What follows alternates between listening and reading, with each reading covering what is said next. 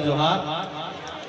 आज इतनी खुशी की बात है कि मैं अपने शब्दों से ही बयां करूंगा तो ही अच्छा लगेगा, क्योंकि 2 साल से हम मेहनत कर रहे थे और वो 2 साल की जो मेहनत है वो आज आप सब लोगों ने यहाँ पर आकर हमारे महापुरुष भगवान टंट्या भील के गाथा स्थापना को स्थापित करके ये साबित कर दिया है कि हर कोने में टंट्या भील का वंशज रहता है। साथियों, आज लोग कहते हैं कि टंट्या भील का वंशज खत्म हो गया। 133 साल बाद भी और 133 साल उसके पहले भी टंट्या भील वैसा का वैसा ही खड़ा था और आज भी वैसे के वैसे ही खड़ा है। साथियों, क्योंकि जिन अंग्रेजों ने, जिन साहूकारों ने, जिन ब्राह्मणों ने टंट्या भील को दबा के रखा था, वो इतिहास आपके सामने है। आज उसके सामने 133 साल बाद भी ये सर झुका के खड़े हैं और मालिक सेना तान के खड़ा है। आज वो दौर है जिस दौर से हमारा समाज गुजर रहा है, उसके लिए हमारे समाज के संघर्षशील साथी प्रयास कर रहे हैं। साथियों, लेकिन मैं आपको उस संघर्ष के बारे में बताना चाहूंगा कि वो संघर्ष क्या है। जिस महापुरुषों ने आपके और आपके बच्चों के लिए अपने प्राणों की आहुति दी, उसके लिए आपने क्या किया, मैं वो आपको बताने आया हूँ। जिस जमीन पे आप बैठे हो, जिस जमीन पे स्कूल खड़ा है, जिस जमीन पे ये टेंट लगा है, उसके लिए हमारे समाज के महापुरुषों ने अपना बलिदान दिया है, अपना रक्त बहाया है, अपना खून बहाया है। वो दिन है हमें याद करने के लिए। लेकिन हम एजुकेटेड हो गए, हम शिक्षित हो गए, हम नेता बन गए, अधिकारी बन गए, लेकिन बिरसा मुंडा भगवान टंट्या भील को मिशन को नहीं समझे। उनकी क्या रणनीति थी, वो क्यों अपने समाज के लिए लड़े। जितना साहूकारों, ब्राह्मणों और बनियाओं से जो सोना लूटा, धन लूटा, वो किसने बांटा? आप बताइए, किसने बांटा?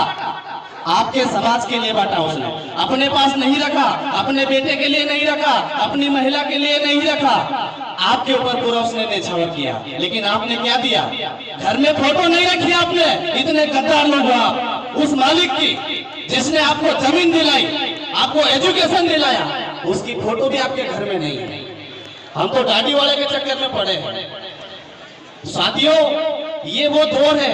आज हमें आवश्यकता है हमारे समाज को जिंदा करने की। अगर हम जिंदा हैं तो जिंदा दिखना पड़ेगा, क्योंकि चारों तरफ से हमें मारने के लिए प्लानिंग चल रही है। आपको समझ में नहीं आएगा कि हमें कैसे मारा जा रहा है।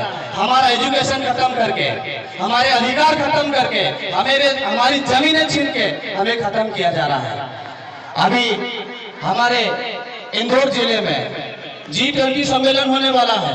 उसका स्लोगन देखा, मैं सांची में था, उसका स्लोगन देखा, मेरा दिमाग काम नहीं कर रहा था कि उसमें क्या लिखा है। One earth one family. समझ रहे हो? एक ही प्रकृति है, एक ही परिवार है। वासुदेव कुटुंब को, मतलब ये सनातन सभ्यता चलाना चाहते हैं। मतलब आदिवासी का कोई रोल ही नहीं इस देश में। ये सनातन संस्कृति को पूरे देश में फैला रहे हैं, लेकिन मालिक को मालिकाना हक देने से ये सब घबरा रहे हैं। अभी हमारे सर बोल रहे थे कि पैसा एक्ट दे दिया। अरे 1996 में लागू हो गया था। दिलीप सिंह भूरिया कमेटी ने हमें इतनी इनकी खुशी जाहिर नहीं करना है, इनका सम्मान नहीं करना है। 3 मांगे दे दी इन्होंने, वन समिति, सुरक्षा समिति और एक वित्त सहायता के लिए तो एक महिला और एक पुरुष। इतने में हमको खुश नहीं होना है। The real owner of India, इस देश के ओरिजिनल मालिक है हम। हमें छोटा सा टुकड़ा नहीं चाहिए, लेंगे तो पूरा देश लेंगे, क्योंकि इस जमीन का मालिकाना हक सिर्फ आदिवासी को मिलता है। अगर नहीं देंगे तो छीन के लेंगे।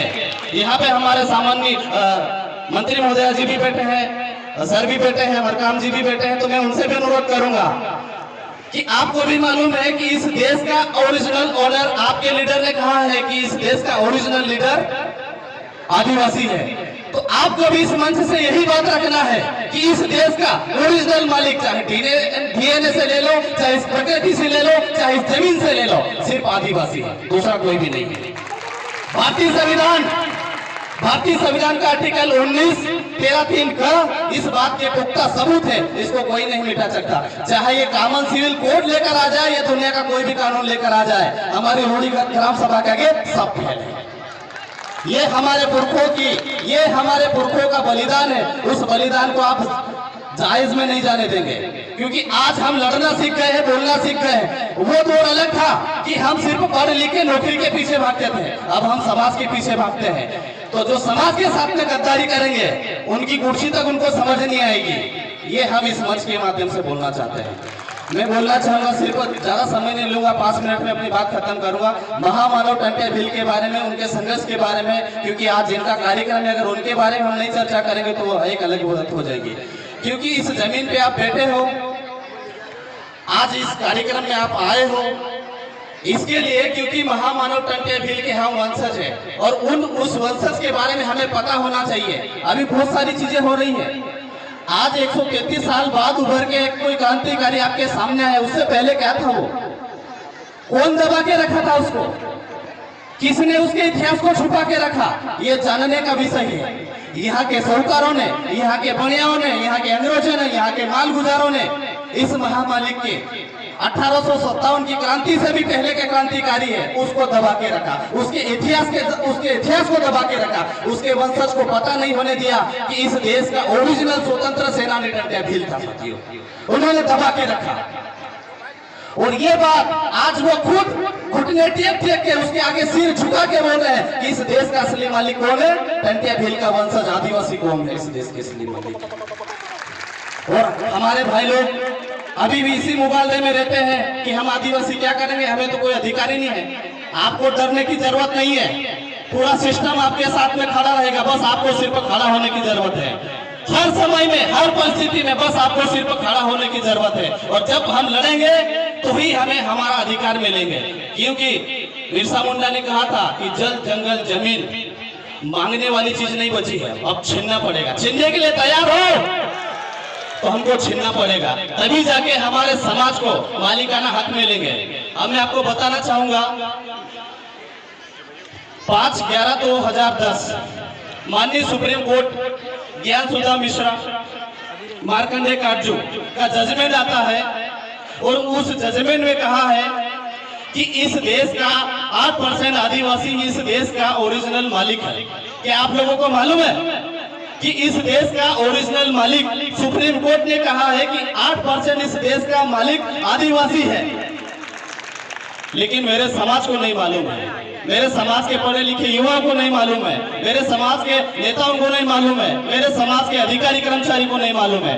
मैं आपको बताना चाहूंगा, उसके बाद में 2017 में मार्कंडे काटजू ने अपने वक्तव्य में कहा कि इस देश का ओरिजिनल मालिक आदिवासी है। उसी के साथ में मुस्लिम लीग के अध्यक्ष असूपुद्दीन ओवैसी उसने कहा 2020 में अपने वक्तव्य में कि ना ब्राह्मणों का भारत है, ना मुसलमान